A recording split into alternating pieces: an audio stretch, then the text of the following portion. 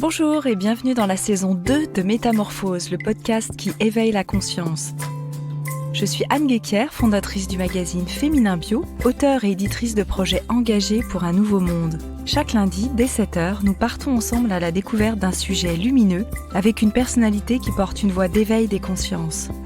Ce podcast est soutenu par une entreprise dont je suis fan et que je suis depuis longtemps, Léa Nature, premier fabricant français indépendant de produits bio et naturels, avec ses marques engagées qui reversent 1% de leur chiffre d'affaires pour la planète. Mille merci à notre partenaire officiel. Métamorphose, le podcast qui éveille les consciences. Aujourd'hui, je reçois 2 femmes pour nous parler de la méthode Bisou, la méthode super facile pour consommer durable et minimaliste au quotidien. Vous allez apprendre à mieux acheter et la bonne nouvelle, c'est que bien consommer rend heureux. Ma première invitée est assistante sociale. Elle est au cœur de la consommation des ménages et de ses effets sur leur épanouissement. La deuxième est psychologue et s'intéresse au processus qui nous pousse à consommer. Nos 2 militantes écolos abordent avec humour un pan de notre vie qu'on n'a pas l'habitude de lier au bonheur. Les 2 complices signent un livre « L'abus de consommation responsable rend heureux ». Dans Métamorphose, j'ai le plaisir d'accueillir Marie Duboin et Herveline Giraudot. Bonjour et bienvenue à toutes les 2. Bonjour. Bonjour. Alors, reprendre le contrôle de sa consommation, c'est simple comme un bisou, c'est votre méthode bisou. Bisou pour besoin, immédiateté, semblable, origine, utile. Alors, qu'est-ce que ça veut dire et d'où ça vient ? Marie ? La méthode Bisou, elle est née dans notre premier livre J'arrête de surconsommer, où en fait, dans la première grande partie, on avait répertorié différents types de surconsommateurs et il nous manquait un chapitre, le dernier chapitre de cette première partie. Et on cherchait quelque chose qui nous permettrait de lier tout ça, une méthode qui pourrait être utile pour tous ces différents profils de surconsommateurs. Et la méthode Bisou est apparue en fait un après-midi pluvieux comme une fulgurance. Herveline était dans sa grande période avec les acronymes. Je me suis dit on va trouver un acronyme et c'est voilà. Bisou est arrivé. Une inspiration subite. Alors justement, Herveline, vous dites aussi qu'en rapport avec le bisou, vous n'allez pas révéler le secret ultime de l'appel. Oui. Alors vous militez pour une écologie joyeuse et décomplexée, c'est quand même ça qui vous caractérise. Oui, tout à fait. Vraiment, là, on pense que de toute façon, on s'en sortira pas si on déprime, de toute façon. Donc, autant le faire dans la joie et la bonne humeur. Ça n'empêche pas de faire tout ce qu'il faut. Et en plus, en étant plus heureux, moi je pense qu'on avance plus vite et plus sereinement et on fait les choses de manière plus constructive. On reviendra tout à l'heure aussi sur l'éco-anxiété. Comment nos besoins sont-ils exploités aujourd'hui par le marketing et quelques exemples peut-être qui jouent sur nos peurs ? Alors le marketing en fait, il focalise, il met un gros projecteur sur nos défauts et nos manques. C'est un peu le principe. Il nous dit finalement qu'est-ce qu'on n'est pas, qu'est-ce qu'on n'a pas, et il nous propose une solution pour remédier à ça. Sauf qu'en réalité, il propose une solution qui est un pansement. Et parce le but c'est qu'on dépende du marketing. Il faut qu'on rachète. Donc la solution, elle ne sera jamais pérenne parce que finalement, les solutions à nos besoins, elles sont intérieures la plupart du temps. Et le marketing, lui, propose des solutions avec des objets de consommation. Donc voilà, c'est le gros principe du marketing aujourd'hui. Et c'est vrai que nous, ce qu'on propose dans la méthode Bisou, finalement, c'est de faire le chemin inverse et de se dire, c'est pas le besoin en fait qui est le problème. On a tous des besoins et n'importe quel besoin est important. Même les besoins qu'on peut qualifier de futiles finalement, sauf que c'est la manière d'y répondre en fait. Et nous, on propose de faire le chemin inverse, c'est-à-dire de se dire que à chaque fois que la solution peut être à l'intérieur de nous, comment la trouver finalement. Oui, il y a en fait très peu aujourd'hui d'ouvrages ou de pensées qui lient véritablement nos besoins intérieurs et l'écologie et notre consommation. On est encore très dans l'injonction de arrêter de consommer, mais sans aller en amont du pourquoi. Ouais, et du coup, c'est ce qu'on dit dans le bouquin, ça fait l'effet régime, quoi, enfin l'effet yo-yo. C'est-à-dire que les gens, effectivement, ils voient le problème, ils essayent de trouver des solutions, ils regardent les petits pas, les petits gestes, ils essayent de faire, ça les obnubile.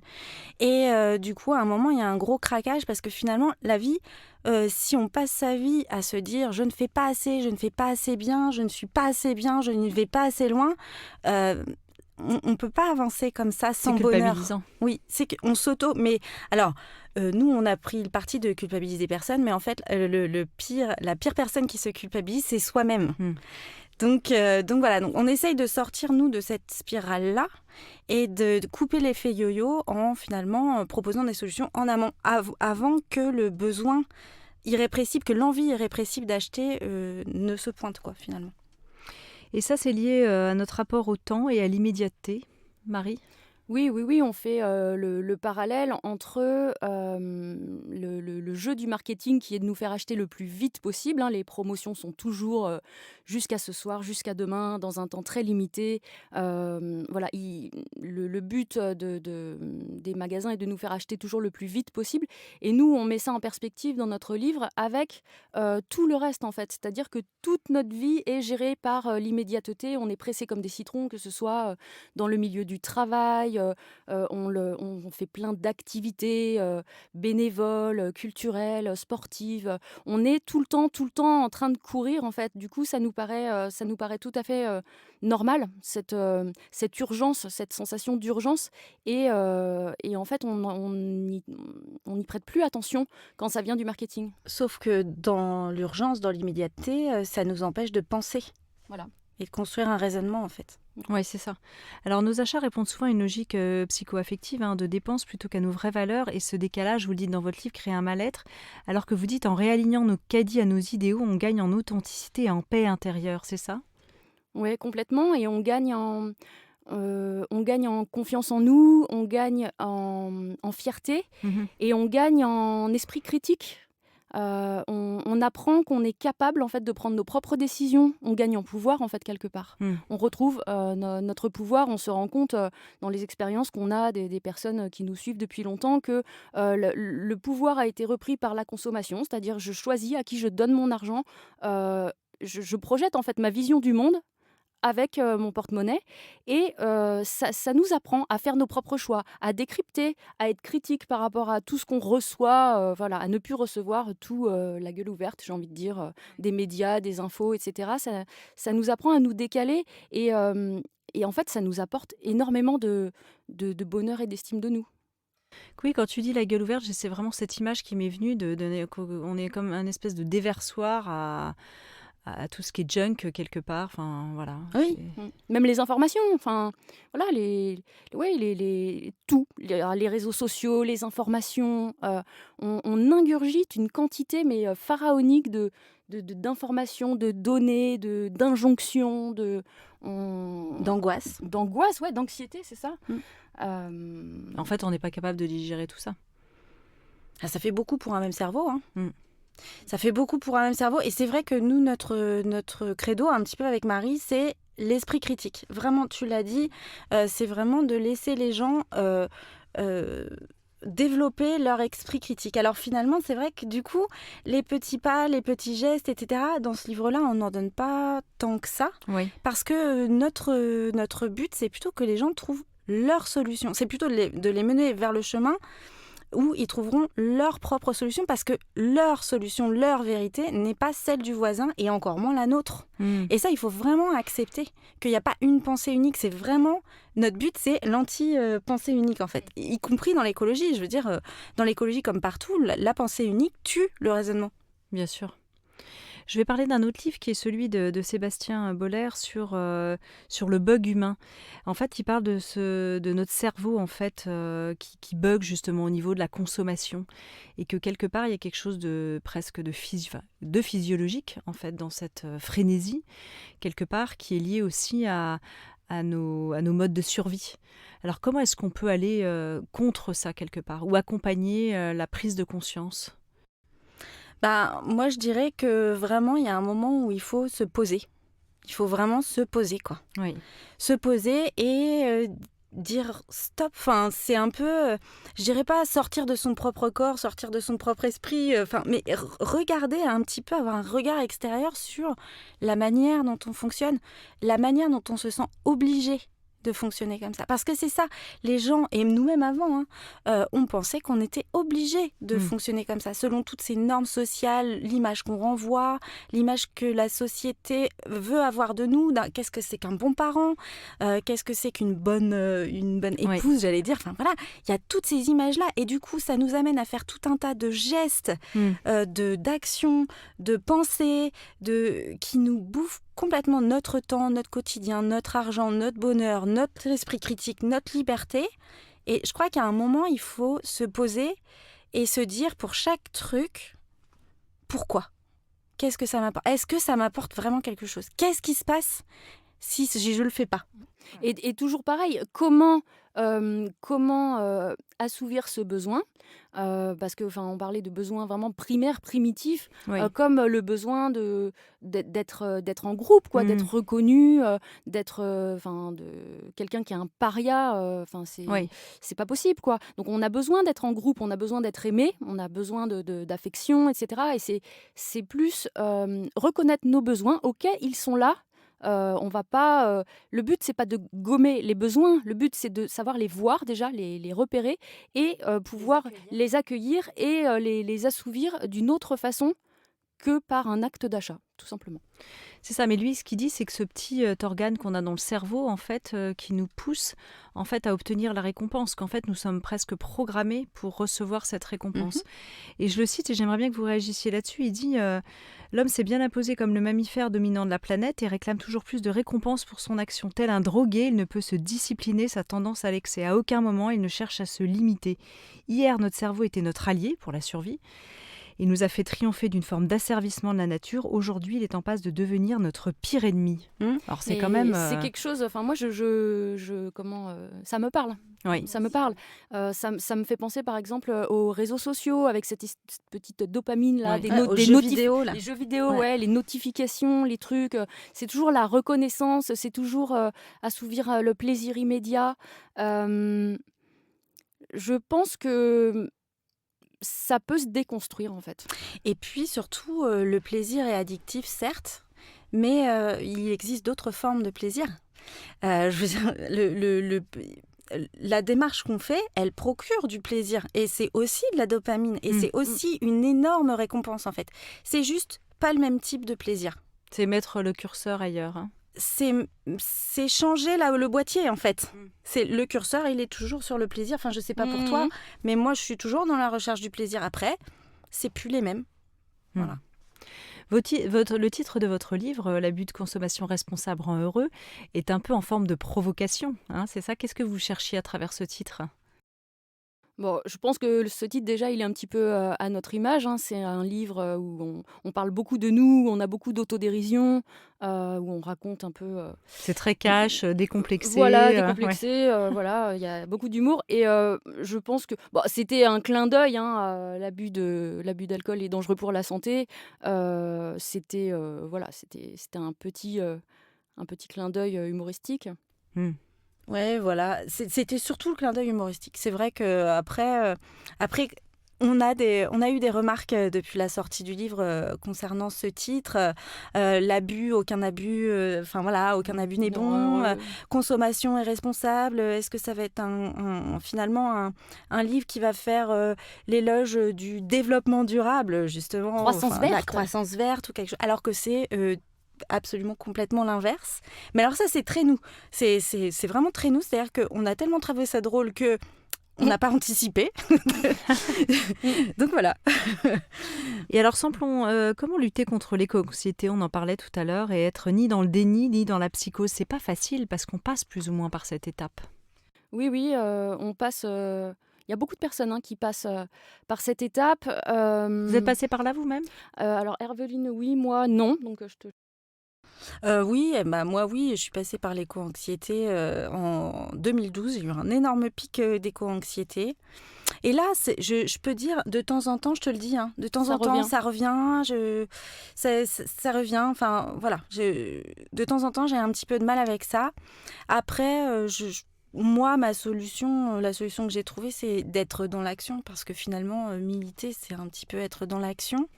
Ça a été aussi de me couper des informations et de sélectionner mes réseaux sociaux en fonction. Je ne veux pas être submergée, en fait, par l'angoisse.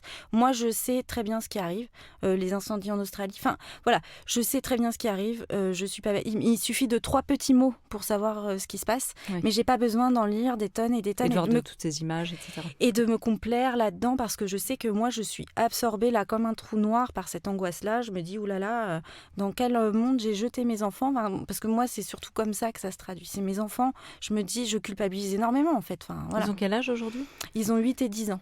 Ils ont 8 et 10 ans et je ne sais pas comment les armer pour le futur qui les attend. Donc voilà, là, on retombe typiquement. Et du coup, moi, j'essaye de me dégager de cette pensée-là parce que de toute façon, je n'y peux rien. Moi, je me dis, sur ce sur quoi j'ai pas la main, je l'efface de ma charge mentale. Ouais, moi c'est en fait, j'ai jamais été sujette à l'éco-anxiété, exactement pour la conclusion d'Herveline en fait. Oui. Je dis pas que je trouve pas ça déprimant et très triste et que des fois je suis en colère contre l'inaction voilà, des grosses entreprises, du gouvernement. Oui, puis ton action montre l'inverse, effectivement. Voilà, en plus je milite et tout ça, mais pour autant, je sombre pas dans l'éco-anxiété parce que je me dis, il y a une forme d'humilité qui me dit aussi, mais je ne peux pas, à moi toute seule, changer le monde. Donc à un moment, ce sur quoi tu n'as pas la main, ben, s'il n'y a pas de solution, c'est qu'il n'y a pas de problème en fait. Je peux pas faire plus que ce que je fais déjà. Donc tout le reste, c'est de la masturbation mentale, mais non, c'est de la flagellation mentale en fait. Et donc... voilà. Et pourtant, l'exemple récent de Greta Thunberg nous montre qu'une personne peut faire la différence et que son éco-anxiété, en fait, l'a emmenée. Alors, aussi pour des raisons, elle est autiste, donc on sait qu'elle, dans son syndrome, elle avait des symptômes d'éco-anxiété particulièrement développés. Mais au-delà de ça, son éco-anxiété l'a vraiment menée dans une action où, effectivement... Moi, je pense que l'éco-anxiété, c'est plutôt le signe qu'on va bien, quelque part. Enfin, on est dans une société qui est quand même malade. Les personnes qui sont éco-anxieuses sont les personnes les plus éveillées sur le sujet. Enfin, heureusement qu'il y a des éco-anxieux. C'est eux qui ont compris ce qui se passait. Donc, effectivement, si l'éco-anxiété est transformée en action, c'est bien. Si l'éco-anxiété mène à la dépression profonde, parce que moi je vois ça des fois dans des groupes de collapsologie, en fait, un bon activiste et un bon écolo n'est pas un activiste mort non plus. Hein. Oui. Il faut prendre soin de nous pour pouvoir ensuite prendre soin du reste. Oui. En même temps, ça fait partie d'un processus. Hein. Tu as un processus, tu as une dépression, tu as une remontée. Enfin, tout ça, c'est assez bien expliqué dans divers ouvrages. Je pense qu'il y a des réactions comme ça normales. Face à la problématique du monde d'aujourd'hui, alors que nous, on est nés encore dans une époque où on nous disait que les écolos c'était un peu désallumé et que tout allait très bien. On nous a dit, c'était plutôt un symptôme. L'éco-anxiété à l'époque était traitée un peu pas comme une maladie mentale, mais presque quoi. Alors que là, non, on est dedans. Et il faut effectivement, mais par contre, il faut réussir à transformer ça en action, en fait, en pouvoir. Comme l'a fait Greta. Hein. Comme l'a fait Greta. Alors justement, à propos d'action, est-ce que nos actes, finalement, ont-ils un impact réel au quotidien ? Cyril Dion, je l'entendais dans une émission il n'y a pas très longtemps, il parle du côté important des éco-gestes, mais parfois un peu anecdotique en comparaison avec certains enjeux au niveau industriel, les plus gros polluants de la planète, les riches, etc. Qu'est-ce que vous pensez de ça ? Et puis que faire de vraiment utile ?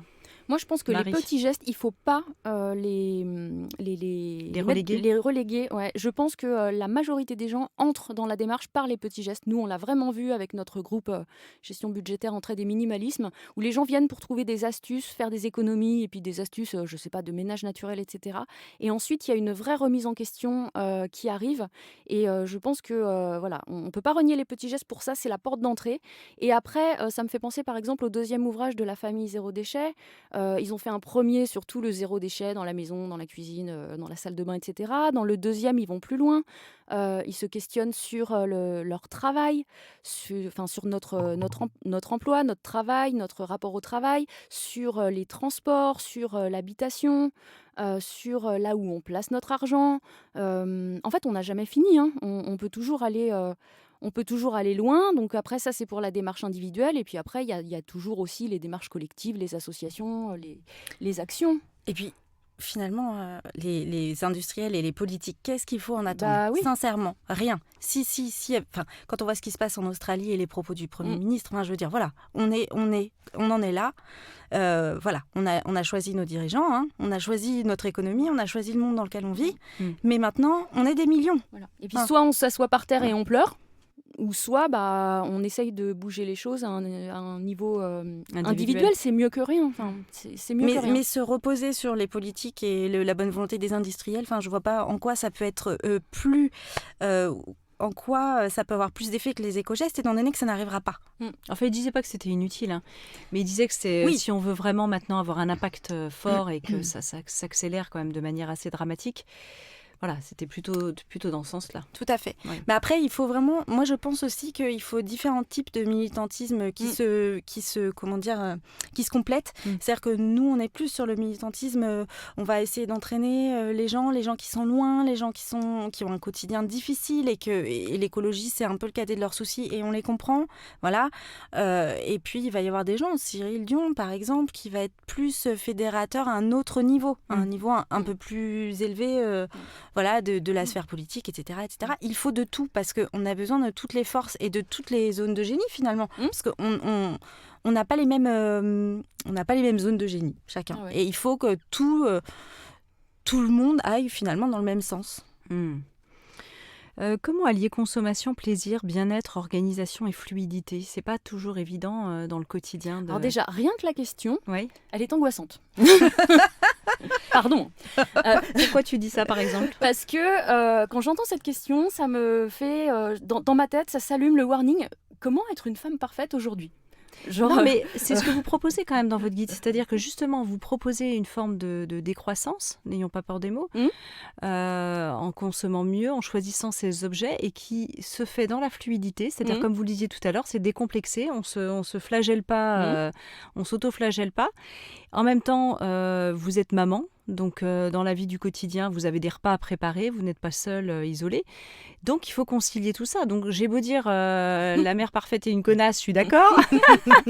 On est bien d'accord avec ça, mais en même temps, c'est souvent ça qui coince. La mère parfaite est une connasse. Ouais, non, mais vraiment, c'est le secret. Hein. Mais elle n'existe pas de toute façon. Non, personne n'est une mère parfaite. Il faut commencer par un petit truc. Enfin, voilà, c'est tout. On n'a pas de recette miracle. À chaque fois qu'on nous demande par quoi commencer, on répond parce que tu veux, parce qu'il te fait plaisir. Si t'aimes bien cuisiner, si t'aimes bien tester des nouvelles recettes, vas-y. Si t'aimes bien les cosmétiques, change tes cosmétiques ou fabrique-les.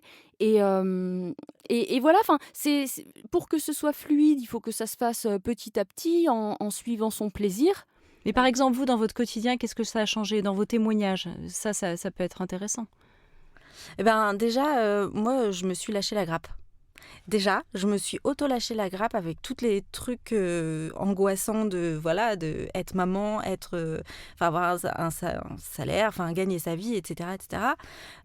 Si c'est pas parfait chez moi, si le ménage est pas parfait chez moi, c'est pas grave. Si mes enfants ont décidé qu'ils voulaient s'habiller un peu n'importe comment un jour, c'est pas grave. Si on mange des pâtes aux gruyères, c'est pas grave. Même 2 jours de suite, c'est encore moins grave. Je me suis lâché la grappe. Ça vraiment. Et j'ai simplifié énormément mon quotidien. Alors déjà, moi, j'ai sacrément désencombré. Et le ménage est plus simple. J'ai trouvé aussi un certain bonheur comme ça à me délester de plein d'objets qui étaient en trop et qui m'envahissaient et qui font que ma maison est plus vide et... elle n'est pas vide, hein, mais je m'entends. Mais elle est plus vide, tu dis. Elle est plus vide, oui, voilà. mais du coup, j'ai plus d'espace aussi pour penser, pour ne rien faire, s'autoriser à ne rien faire et s'autoriser à s'ennuyer et autoriser ses enfants à s'ennuyer et leur apprendre à s'ennuyer, et pas vouloir qu'ils fassent absolument une activité physique, une activité culturelle, une activité, de la musique, etc., etc. S'ils veulent, oui. Sinon, c'est pas grave, honnêtement. Faut se lâcher la grappe, je trouve.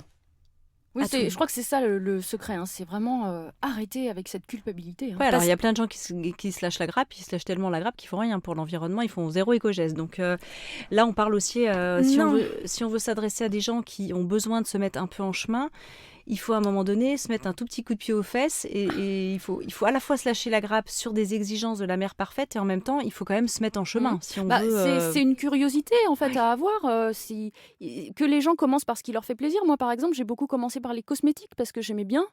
Donc voilà, j'ai fait mes petites tambouilles et tout ça. Enfin, on peut commencer tranquillement par ce qui nous fait plaisir. On peut se donner des objectifs. Si notre personnalité, c'est d'aimer les objectifs ou les challenges, on y va tranquille. Mais la plupart des gens, maintenant, ils ont cette envie, ils ont cette curiosité. Donc il faut tout simplement la suivre. Oui, en fait, je pensais à se lâcher la grappe dans le sens où beaucoup de gens pensent que ça va prendre du temps. Prendre du temps de faire plus soi-même, prendre du temps d'aller rechercher les recettes, les tester, en trouver une qui fonctionne, enfin voilà, le faire soi-même, hop, ça va prendre du temps, ça va prendre du temps d'aller chercher les légumes, etc., etc.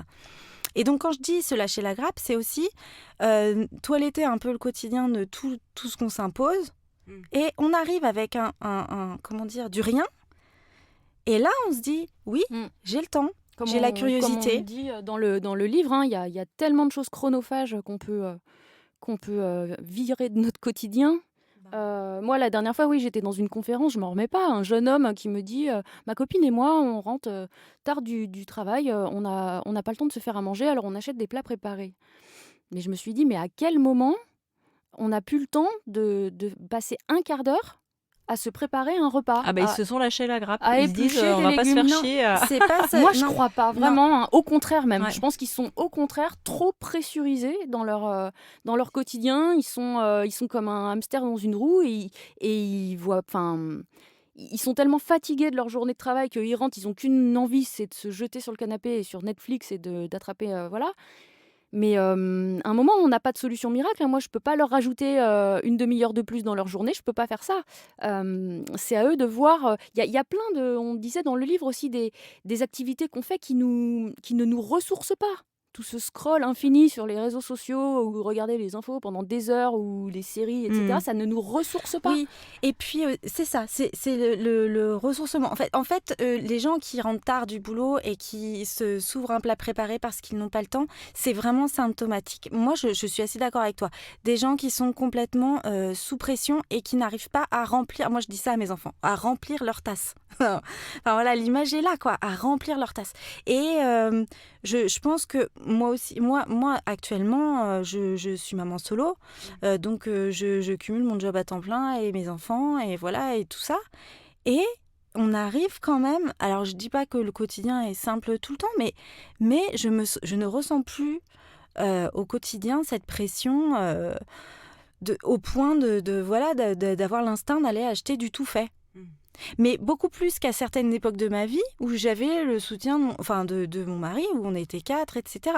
Je veux dire, on a pris, d'ailleurs mon ex-mari aussi, hein, il l'a pris aussi de son côté, on a pris chacun des chemins qui font qu'on est moins sous pression, justement. Oui. Et c'est ça, moi je trouve que ça passe par se lâcher la grappe, effectivement, au niveau de la pression sociale. C'est ça dont on parle finalement. Oui. Vous parlez aussi justement, vous parliez des relations et vous étendez aussi ce superflu à la vie affective, aux relations, ce que vous appelez le fuck yes dans votre livre. Tout à fait. Ouais, le fuck yes, c'est moi, ouais. Bah oui, moi je trouve qu'effectivement, après c'est une question vraiment personnelle, mais moi j'ai l'impression que dans la vie comme dans tout, il faut être enthousiaste pour les choses. On les fait tellement mieux quand on est enthousiaste. Et dans les relations personnelles, c'est pareil. Je pense que c'est dommage de s'encombrer avec des relations qui nous font du mal, où on se sent pas bien, où on se sent sous pression, justement, parce qu'il y a beaucoup de relations sociales qui nous mettent sous pression. Et du coup, le fuck yes, c'est une bonne boussole, en fait. Non pas pour jeter toutes les relations sociales qui ne nous vont pas, parce que ce n'est pas forcément possible, mais pour développer les relations qui nous ressourcent. Parce que ça, on le perd de vue assez rapidement, en fait. Quand on est pris dans l'immédiateté, justement, etc., on perd de vue tout ça. Et là, vraiment, le fuck yes, ça dit cette personne-là, je la veux avec moi parce que vraiment... Je prends dans mon équipe. Tu es dans ma team. Parce que, On voilà, dirait. tu me remplis ma tasse comme personne. C'est beau. Donc voilà, non, c'est vraiment... Et c'est extrêmement précieux d'avoir plusieurs personnes ressources comme ça dans son environnement. Et dans les relations amoureuses, c'est un peu pareil. C'est ce que je disais dans le livre, quoi. Finalement, il faut pas se contenter de s'entourer de relations moyennes ou, comment dire, tièdes. Je trouve que c'est bien de se dire chaque jour, yes, je veux plus. Voilà. Alors dans le bisou, il y a ce haut de origine aussi, et vous avez tout un chapitre sur la traçabilité, l'origine des produits. Ça, c'est très important. Et justement, dans l'idée de se lâcher la grappe, est-ce que ça prend du temps de connaître l'origine, de comprendre ? Moi, je prends souvent l'exemple du faux petit producteur local. On aime bien acheter ces bonnes petites pommes de terre et en fait, on s'aperçoit que c'est bourré de pesticides et que finalement, ce qu'on croit être du bon petit local, vu de la ville, on se dit tiens, on est à la campagne, ça doit être tout bon. Ça l'est pas forcément. C'est compliqué en fait de savoir véritablement d'où ça vient. Oui. C'est ce qu'on dit dans le livre. Ça peut vite devenir fastidieux quand en plus on a différentes valeurs qui peuvent se télescoper. Alors, commerce équitable, bio. Alors commerce etc. équitable ou bio ou vegan, Local. en vrac ou pas en vrac, local ou machin. Enfin voilà, ça peut croisé avec des régimes alimentaires différents par personne dans la famille. Ça peut vite être très compliqué. Mais on parlait de l'esprit critique au début. Déjà, je pense qu'il faut se poser en tête-à-tête avec soi-même et peut-être définir nos valeurs prioritaires. Oui. Une fois qu'on les a, eh bien, il faut chercher. Enfin, moi, régulièrement, je pète des petites durites avec les réseaux sociaux où j'ai l'impression que les gens ne cherchent plus une information. Ils vont demander quelqu'un, n'importe qui peut donner n'importe quelle réponse. On n'a plus l'habitude de chercher nous-mêmes les informations. Vous voulez dire sur les réseaux ou dans la vraie vie ? Sur les réseaux. Sur les réseaux. Et même dans la vraie vie, je pense. Parce que, je sais pas, ou peut-être parce qu'on est habitué à ce que, par exemple, à la télé, on ait quantité d'informations, mais qui sont pas forcément les bonnes, malheureusement. On ne sait plus chercher. Et ben moi je dis si à un moment il faut passer la seconde et il faut chercher. Et après par contre on donne quelques astuces dans le livre pour pas passer non plus toute sa vie en investigation. Oui, ou par exemple quand on est en vacances. Voilà, on c'est pas toujours évident. après voilà, on peut aussi se faire le kit de base qui est par exemple de se fier à des labels. Voilà, après on peut partir sur des débats sur les labels qui sont pas parfaits, qui sont ceci cela. C'est déjà une base quoi, les labels bio, commerce équitable. On sait au moins ce que ça ne contient pas déjà. Voilà, ce que ça ne contient pas. Partir sur des produits bruts aussi, c'est ce qu'on dit dans le livre. Quand on a bien du mal à décrypter une étiquette et qu'on a l'impression qu'il faut un bac plus 12 en physique-chimie pour comprendre une étiquette, le mieux c'est peut-être d'utiliser un produit qui n'a pas d'étiquette. Un produit brut, tout simplement. Un produit avec un ingrédient. Oui, voilà. En fait, je pense que la clé aussi, c'est un petit peu la simplification. Voilà, ouais. La simplification. Une fois qu'on a simplifié un petit peu son quotidien, on n'a plus tant de... En fait, on a moins de recherches à faire, puisqu'on a moins d'objets à rechercher. Enfin, je veux dire, dont on doit rechercher l'origine. Donc, c'est ça, je pense que la simplification vient avant, en fait. C'est moins. Ouais, parce que si on commence à chercher l'origine de tout alors qu'on n'a pas commencé à décroître au niveau de consommation, là, c'est chronophage, c'est une énorme charge mentale, une énorme charge morale, alors que quand on le fait, quand on a commencé à réduire, d'ailleurs c'est ce que tu dis, en fait il faut consommer moins avant de consommer mieux. Et moi je suis assez d'accord là-dessus parce que bon, déjà ça se fait assez vite de déconsommer, mais en plus après le pas est d'autant moins difficile à faire puisqu'il n'y a plus grand chose finalement. Et on découvre la simplicité effectivement de fabriquer un déo soi-même avec 3 ingrédients, un produit ménager avec 3 ingrédients, et on se prend pas la tête avec l'origine, quoi. Par exemple, au niveau alimentaire, toi, Herveline, comment tu as réussi à simplifier ? Parce que c'est vrai qu'avec des enfants, au niveau des repas, c'est pas toujours évident. Moi, j'ai un peu une politique... Tout en conservant un équilibre, j'imagine, quand même alimentaire. Oui. Après, même sans... Comme tu disais, c'est-à-dire que si on mange des pâtes 2-3 fois de suite, c'est pas très grave. C'est ça. Bon, après, moi, j'ai une politique avec les enfants. C'est vraiment ma façon de les éduquer. Déjà, on mange tous la même chose. Je vais pas faire différents repas pour différentes personnes. Donc moi, je suis végétarienne. Donc à la maison, les enfants sont végétariens. Et à l'extérieur, par contre, ils font ce qu'ils veulent. Par exemple. Ça, c'est un exemple. Donc déjà, ça me permet de simplifier. Je ne vais pas aller acheter de la viande pour les enfants, etc. etc. Ensuite, je ne vais pas leur faire des trucs qu'ils détestent. Par contre, je fais des choses simples. Alors par contre, je fais des choses simples. Des légumes simples, cuisinés simplement. Je ne veux pas faire... par exemple, je sais que si je fais un gratin avec 50 000 légumes dedans, ils ne vont pas aimer. Par contre, si je leur présente un légume et un féculent, bon bah voilà, là, c'est pas qu'ils vont aimer ou pas aimer, ils vont manger quoi. Enfin, je simplifie ça. Je simplifie au niveau des desserts, par exemple. Des fois, le dessert, chez nous, ça va être un carré de chocolat parce que l'important, c'est le repas qu'il y a eu avant, c'est pas le dessert sucré. Enfin, voilà, il y a plein de choses comme ça. On a éliminé les desserts, nous, par contre, chez nous. Voilà. Mais c'est venu naturellement. C'est ça. C'est pas, on s'est dit, tiens, on va éliminer les desserts. Pareil. En fait, voilà. Le soir En particulier. Ils aiment bien finir sur un truc sucré. Des fois, ils ont un carré de chocolat, mais voilà, c'est pas non plus...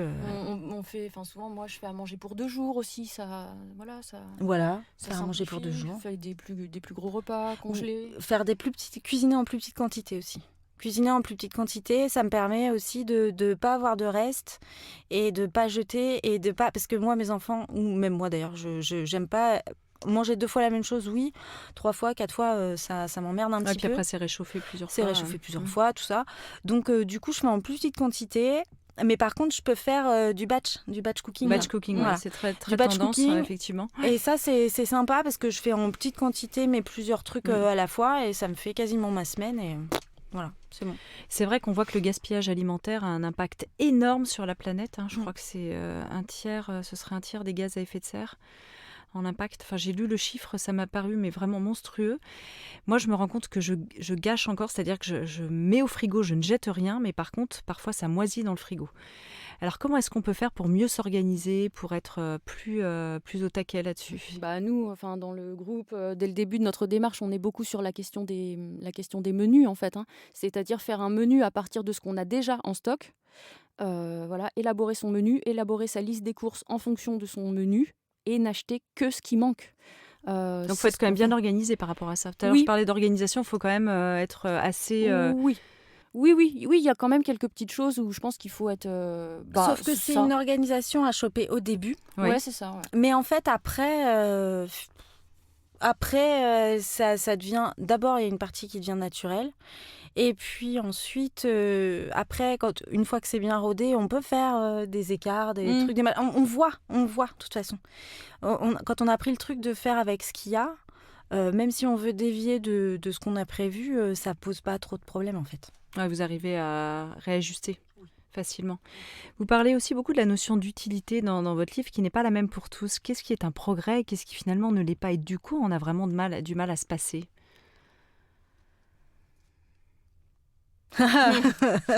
Bonne question. Non, ce qu'on explique dans le livre, c'est que la notion de progrès, alors je ne vais pas me souvenir exactement mot pour mot, mais la définition du progrès, c'est une avancée qui apporte quelque chose de positif à une société. Et en fait, nous, on s'est rendu compte que on a l'impression que le progrès est un peu devenu un animal fou qui vit sa vie tout seul et qui avance, voilà.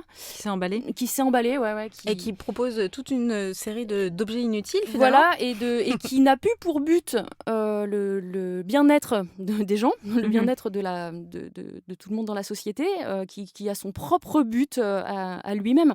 Donc, la question de l'utilité, c'est, comme on le dit, elle est propre à chacun. C'est sûr que si on se dit il est utile uniquement d'avoir un toit et à manger, on ne se pose pas de questions.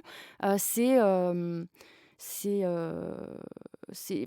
se pose la question d'un objet, combien de fois on va l'utiliser dans l'année, est-ce qu'il va vraiment nous apporter du bien-être dans notre quotidien. Le U arrive tout à la fin de la méthode Bizou, il ne se suffit pas à lui-même. C'est extrêmement subjectif, le U. Ouais, c'est complètement subjectif. Parce que chacun a un fonctionnement différent, a des besoins différents, et donc trouve une utilité différente. A des névroses différentes. Aussi. Mais tout ça, faut l'accueillir, c'est normal. C'est normal. Je pense que vraiment, c'est vrai qu'il arrive tout au bout, mais c'est aussi quelque chose c'est le bout du cheminement, d'accepter finalement que chaque truc, chaque objet ait sa propre utilité ou pas pour nous. Mais le truc, c'est d'être lucide. Voilà. C'est ce qu'on explique souvent, c'est que la méthode Bizou, c'est pas une méthode pour faire des économies à tout prix ou pour arrêter complètement de consommer. C'est une grille d'analyse. Donc, c'est une grille d'analyse de soi-même, en fait. C'est, De réflexion. de réflexion. Et le but, c'est de nous regarder, vraiment, nous, notre nombril, et notre manière de consommer. Donc, la méthode Bisou est vraiment... chacun l'utilisera d'une manière différente. Et puis, c'est vrai que je pense que, dit comme ça, certaines paroles qu'on dit, je pense que ça peut être interprété peut-être comme du laxisme, tu vois. Chacun voit l'utilité du truc qu'il a en face et tout.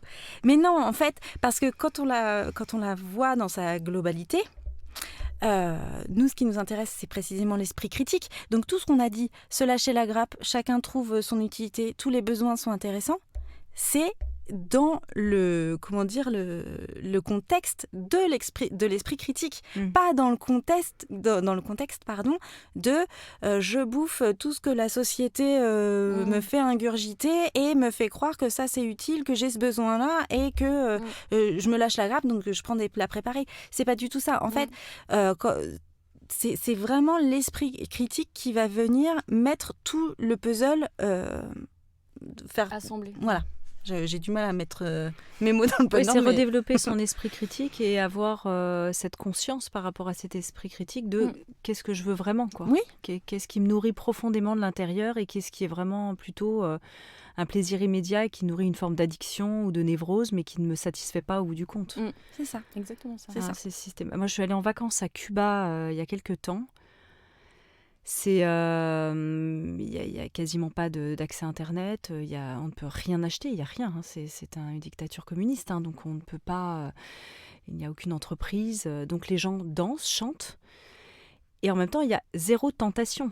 C'est-à-dire que quand vous êtes là-bas, personne ne peut acheter ni une glace, ni une barre chocolatée, ni boire un soda. Alors moi, ça me va plutôt bien parce que je ne consomme pas forcément ce genre de produit, mais c'est aussi... ça pose cette question de la tentation. Alors, je ne dis pas qu'il faut revenir à un régime communiste. Non. Mais c'est vrai qu'on voit qu'on est extrêmement tenté quand on est revenu à l'aéroport de Roissy, qu'on a vu tous ces magasins, mais quel choc. On ne s'en rend plus compte. Oui, mais on est tellement tenté, on est tellement abreuvé de publicité partout, que ce soit visuel, des panneaux, à la télé, sur les réseaux sociaux, partout, les newsletters, tout. On est tellement... accablé, j'ai même envie de dire, bombardé, accablé, enseveli sous toute cette publicité, que la seule manière de survivre, c'est de nous armer de l'intérieur. C'est de nous défendre, en fait. C'est de nous que notre cerveau se défende de toutes ces agressions. Et se c'est un peu se désintoxique et se renforce, en fait. Alors si on parle de s'armer et de combat, on est déjà dans une posture de contre. Est-ce qu'on pourrait y arriver par une voie plus pacifique ? Oui. Enfin, à l'intérieur de soi. Enfin, je reprends juste ces deux mots là. J'ai entendu combat et armes. C'est vrai. Tout à fait, parce qu'en fait, en plus, nous, on est plus dans le fait de dire que au lieu de lutter contre, il faut aller pour. Voilà, aller de l'avant. Et c'est vrai que moi, dans ma vie personnelle, cette désintoxication-là, elle a été progressive. Et elle est très très bien entamée. Moi, la tentation, j'en ai vraiment pas énormément en ce moment. Mais, alors ça peut paraître fade, ça peut paraître oh là là là là. Sauf que, je reviens sur ce que tu disais à Cuba, ils chantent, ils dansent. Nous, tous les jours à la maison avec les enfants, on chante et on danse. Et en fait, oui. Alors, effectivement, donc, on a une tablette. Enfin bon, voilà, on a une tablette. Les enfants n'ont pas le droit du tout d'y toucher la semaine. Sauf... pour mettre de la musique, pour danser, pour chanter. Et on le fait quasiment tous les jours. Et c'est un moment de plaisir, je veux dire. Et alors que, bon, voilà, je finis à 5h30, je vais les chercher, il faut faire à manger, ils mangent à 7h, à 7h30, nanana, les dents. Ensuite, il faut qu'ils se couchent. On trouve quand même le moyen... et je mets les devoirs et tout, machin. Et on trouve toujours un moment pour chanter, danser, le matin, le soir. C'est presque une mode d'être débordé, c'est ce qu'on dit un peu dans le livre. C'est presque, si on n'est pas débordé, c'est qu'on n'a pas plein de choses dans notre vie, c'est qu'on n'est pas intéressant. C'est un peu l'éloge de la rapidité et de celui qui est le plus booké. Et en même temps, rappelle-toi, à une époque où tu étais débordée, tu te sentais prise dedans, tu pouvais pas, tu disais... Je suis débordée. On t'aurait dit, c'est une mode d'être débordée. Tu aurais dit, est-ce que tu veux mon poing dans ta gueule ? Ouais, je sais pas. Je sais pas, tu vois. Tu sais pas ? Moi, je sais pas. Moi, j'aurais dit oui. Il y a aussi, du coup, l'image de, tu vois, Je suis hyper occupée. La Wonder affairée. Femme, quoi. Voilà, je gère les enfants, je gère mon travail, je gère ma maison, tu vois. Il y a aussi une espèce de satisfaction derrière le fait d'être débordée, peut-être. Je sais. Mais c'est pas facile de s'en rendre compte, ça, je pense. Non. Quand on est dans la cage et qu'on pédale fort. C'est ça. Et qu'on pense qu'on n'a pas le choix, en plus. Et qu'on pense à juste titre. Enfin, je veux dire, quand on est dedans, quoi. C'est pour ça que je dis, il faut se poser, il faut s'arrêter et il faut se dire, oh là là... Et puis, on en discutait dans un autre podcast avec Maud Ankawa, il y a de l'excitation parfois dans le pédalage dans la cage. On voit, ce n'est pas qu'une galère, on y trouve une forme, on y trouve un plaisir immédiat qui parfois est, qui n'est pas forcément nourrissant au niveau du cœur, du corps, etc., mais qui nourrit cette fameuse excitation. Mais oui, de toute façon, dans n'importe quel contexte, l'humain, il trouve toujours une satisfaction dans ce qu'il fait, même si c'est une satisfaction morbide. Dans les relations toxiques, on est à plein dedans. Enfin, je veux dire, on resterait pas dans une relation toxique s'il n'y avait pas une part de satisfaction morbide et inconsciente. Bon là, moi, je veux dire, je comprends que ça puisse choquer quand je dis ça, mais c'est ça, le lien morbide qui existe dans une relation toxique. Finalement, c'est le même lien morbide qu'on a avec notre système de consommation à l'heure actuelle. On n'arrive pas à s'en défaire. On pense que l'économie de marché, si elle s'effondre, c'est le chaos, il n'y a plus rien, ça provoque des angoisses énormes, etc. Alors que c'est une relation toxique. D'ailleurs, qui est en train de nous détruire, mais on n'arrive pas à couper ce lien morbide. Donc voilà, c'est l'être humain. On arrive à la fin de ce podcast pour donner aussi une note d'espoir. Vous avez monté une grande communauté qui s'appelle la communauté des licornes. Où est-ce que ça en est en fait aujourd'hui ? Le petit groupe a maintenant 4 ans et demi, c'est ça ?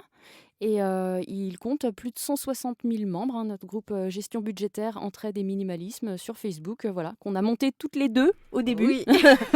Et qui est géré maintenant par une douzaine de personnes bénévoles au quotidien. Voilà, sans oublier les groupes locaux, là, 90 groupes locaux gérés par les 200 et quelques admins bénévoles. Alors si quelqu'un veut rejoindre la communauté, comment faire alors ? Simplement demander... à rentrer dans le groupe ? À rentrer dans le groupe sur Facebook, gestion budgétaire, entraide et minimalisme. Génial. Quelle espérance avez-vous toutes les deux pour la suite ? L'une et l'autre ? Pour nous ou pour le monde ? Ça va de pair, je crois. Ouais.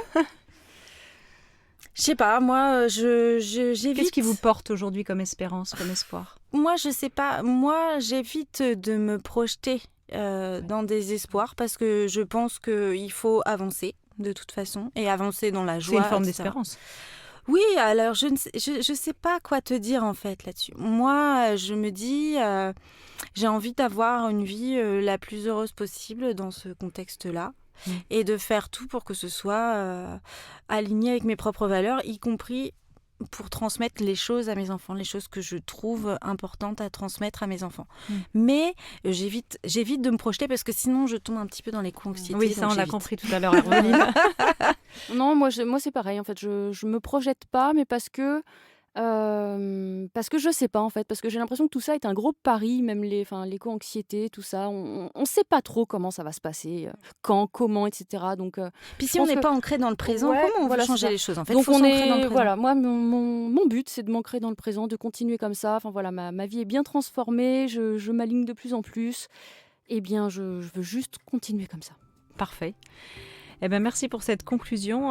Merci Marie Duboin et Herveline Giraudot. Je rappelle le titre de votre premier livre chez Erol qui s'appelait « J'arrête de surconsommer », préfacé par Cyril Dion, et celui qui vient de sortir « L'abus de consommation responsable rend heureux », la méthode Bisou, la première méthode efficace pour se libérer de la surconsommation. Et puis on peut vous retrouver sur vos blogs, c'est ça, Marie La Salade à tout toujours ? Oui. Et puis Herveline, toujours sortez de vos connapes, c'est ça ? Toujours. Okay. Merci infiniment à toutes les deux. Merci. Merci de nous avoir écoutés. Découvrez en avant-première la personnalité de la semaine sur le compte Instagram Métamorphose Podcast. Si vous aimez ce podcast, favorisez sa diffusion en lui donnant 5 étoiles sur Apple Podcast ou sur votre plateforme de podcast préférée. Et surtout, abonnez-vous pour suivre tous les épisodes gratuitement. Merci beaucoup à notre partenaire Léa Nature, une entreprise engagée de nature depuis 27 ans, premier fabricant français indépendant de produits bio et naturels en alimentaire, cosmétiques, diététique et santé. Je rappelle que les marques bio du groupe Léa Nature reversent 1% de leur chiffre d'affaires pour la planète. Métamorphose, le podcast qui éveille les consciences.